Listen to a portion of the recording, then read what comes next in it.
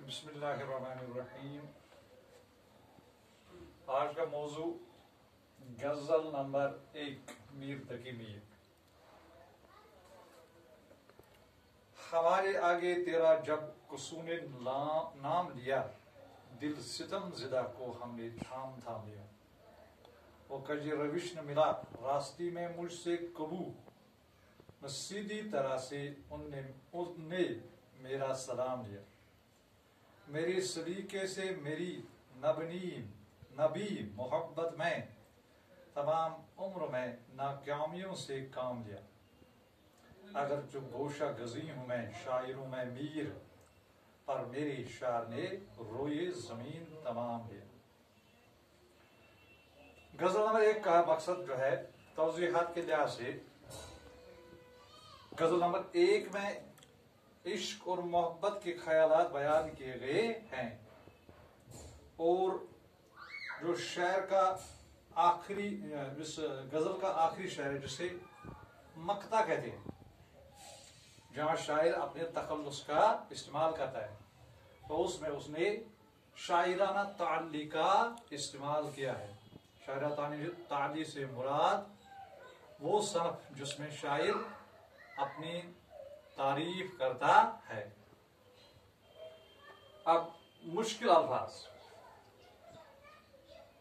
کسو، کسی، کبو، کبھی، دل ستم زدہ، وہ دل جس پر ظلم ڈھایا گیا ہو، تھام لیا، پکڑا، روکا، کج روش، ٹیڑھی چال والا، ٹیڑھی چال چلنے والا،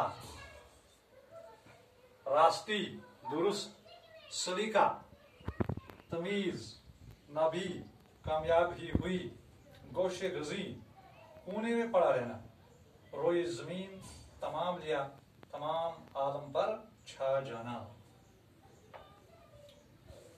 تو غزل نمبر 1 جو ہے، اس کے پہلے شعر میں جہاں پر میر تقی میر جس کو مطلع کہتے ہیں، مطلع سے مراد غزل کا پہلا شعر جو ہم ردیف اور ہم قافیہ اور ہم بحر ہوتے ہیں، اس کے دونوں میں سے ہم بحر، ہم ردیف اور ہم قافیہ ہوتے ہیں۔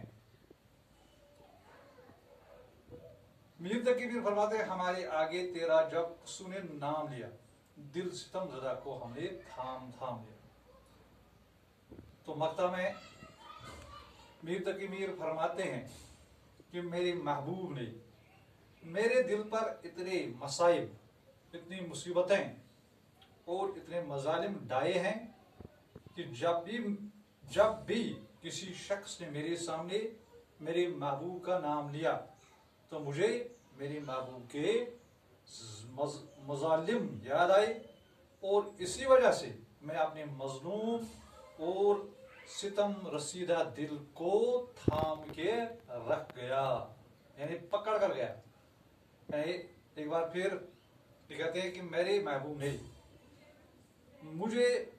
مجھ پر اتنے مصائب اور مجھ پر اتنے مظالم ڈائے ہیں کہ جب بھی کوئی اس کا نام میرے سامنے لیتا ہے تو مجھے وہ مظالم یاد آتے ہیں، تو اسی وجہ سے میں اپنے اس مظلوم اور ستم زدہ دل کو مشکل کے ساتھ پکڑ لیتا ہوں۔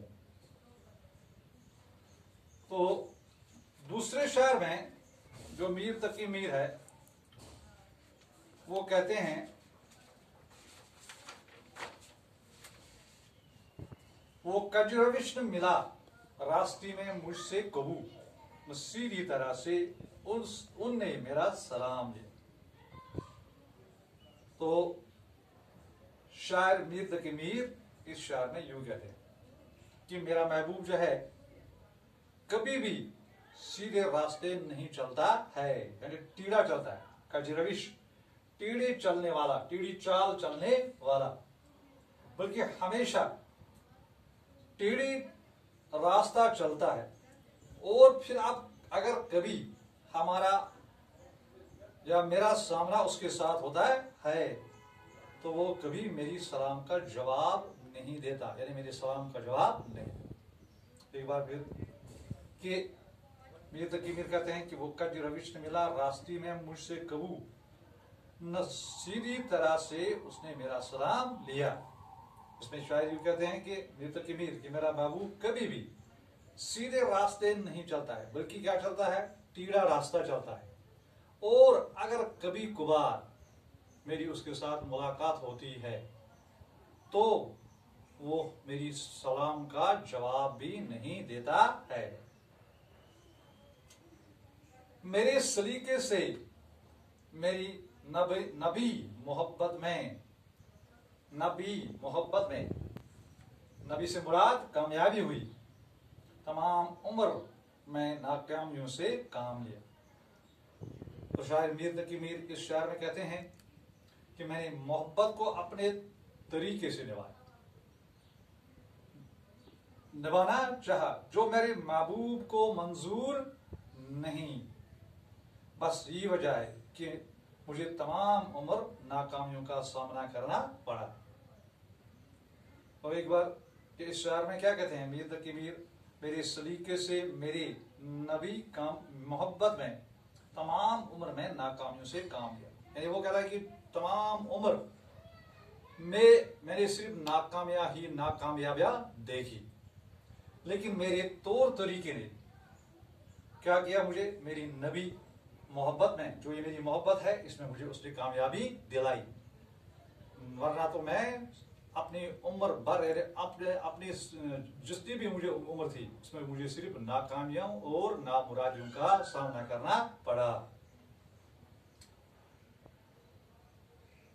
اگرچہ گوشے گزی ہوں میں، شاعر ہوں میں میر، پر میرے شعر نے روئی زمین تمام لیا۔ روئی زمین تمام لیا، تو روئی زمین تمام لیا، تمام عالم پر چھا جانا۔ تو یہ میر تقی میر جو شاعر کا، اس کو کیا کہتے ہیں؟ آخر کے شاعر کو اس کو مقطع کہتے ہیں، اور مقطع میں شاعر جو ہے میر تقی میر وہ شاعرانہ تعلی کا استعمال کرتا ہے، یعنی اپنی تعریف کرتا ہے اور کہتا ہے کہ اگرچہ گوشے گزی ہوں میں، شاعر ہوں میں میر، پر میرے شعر نے روئی زمین تمام لی۔ گوشے گزی سے مطلب ہوا ہے، گوشہ کہتے ہیں کونے کو، کونے میں پڑا رہنا، یعنی تنہا رہنا، اکیلا رہنا، پر میرے شعر نے روئی زمین تمام لیا۔ روئی زمین تمام لینا ہو گیا تمام عالم پر چھا جانا۔ تو یہاں پر مقطع میں یوں کہتا ہے کہ اگر میں تنہائی پسند کرتا ہوں، لیکن یہ میرے اشعار کی خوبی ہے کہ انہوں نے مجھے ساری دھرتی یعنی دنیا پر مشہور کیا۔ یعنی اگرچہ میں شاعروں میں کیا ہوں؟ گوشے گزین، میں تنہا رہتا ہوں، الگ رہتا ہوں، لیکن جو میرے شعر ہیں انہوں نے کیا کیا کہ انہوں نے تمام عالم پر یعنی تمام روئی زمین پر چھائے ہوئے ہیں، جس کی وجہ سے انہوں نے مجھے بہت ہی مشہور کیا۔ تو یہ تھی پہلی غزل جس کا یہ تھا تشریح۔